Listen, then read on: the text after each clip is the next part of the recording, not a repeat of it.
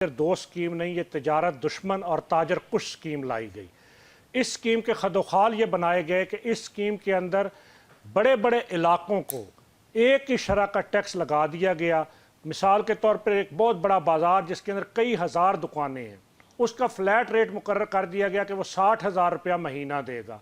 किसी बाज़ार का 50,000, किसी का 40,000 रुपया महीना, बग़ैर ये तफरीक किए कि यहाँ कारोबार छोटा है या कारोबार बड़ा है, उसकी आमदन कम है या उसकी आमदन ज़्यादा है।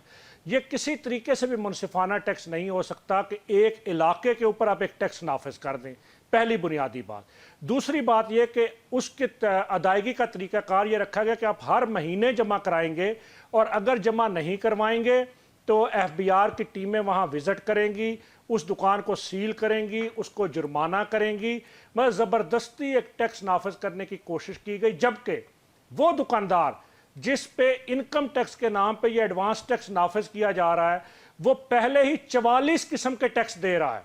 वो बिजली के बिल के ऊपर 13 किस्म के टैक्स देता है, वो अगर सुई गैस इस्तेमाल करता है तो उस पर टैक्स देता है, वो जिस तरह का भी कारोबार करता है उसके लाइसेंस फीसें और उसके टैक्सेस देता है। अगर मैं इख्तिसार के साथ बात करूं कि पैदाइश के वक्त बच्चा पैदा होता है तो बर्थ सर्टिफिकेट भी टैक्स दिए बगैर नहीं बनता, और जब वो फौत होता है तो अब तो कब्रों पे भी टैक्स लग गया है। तो पैदाइश से मौत तक तो हर शहरी भी टैक्स दे रहा है और ताजर भी टैक्स दे रहा है।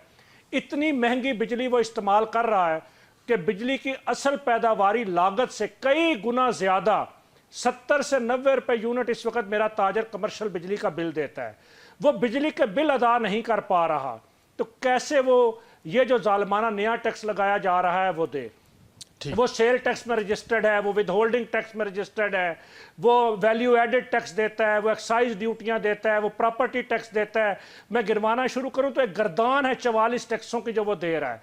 और उसके बाद इस सुकड़ी हुई मईशत में इतने बदतरीन माशी हालात के अंदर कि जब लोग दुकानों के किराए नहीं दे पा रहे, जब लोग अपने दुकानों के बिजली के बिल नहीं दे पा रहे। मैं बिजली के बिलों के लिए आपको बताऊं, जहां घरों में खवातीन जेवरात बेच रही हैं, नौजवान मोटरसाइकिल बेच रहे हैं, मेरे ताजर अपनी दुकानों का असल जर बेच के बिजली के बिल दे रहे हैं, तो बिजली के बिल वो नहीं दे पा रहे। और जुल्म क्या है कि बिजली का बिल दे नहीं पा रहे और 2800 अरब रुपया कैपेसिटी पेमेंट के नाम पे IPPs की उन कंपनियों को जा रहा है कि जो बिजली ना बनाएं वो तब भी पैसे ले रहे हैं, वो कम बनाएं तब भी पैसे ले रहे हैं। और वो कौन है?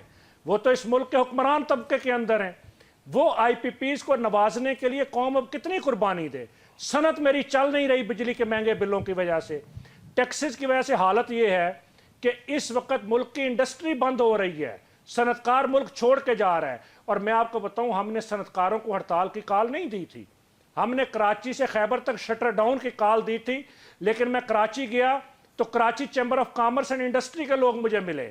पहली दफ़ा तारीख में कराची चैम्बर ने हड़ताल की हमायत का ऐलान किया। वहाँ पे काटी की, वहाँ पे साइड की, वहाँ पे औरंगी की, कोरंगी की इंडस्ट्रियल एरिया एसोसिएशंस ने इंडस्ट्रियां बंद रखी हैं, इसलिए कि हालात के हाथों वो तंग आ चुके हैं। और ऊपर से हुकूमत इस तरह जबरन टैक्स नाफिज करना चाहती है। इस जबर से और हुकूमतों की अयाशियों के लिए लोग नहीं अब टैक्स दे सकते। बिल्कुल ठीक, आपका पॉइंट आ गया। अतीक मीर साहब, आप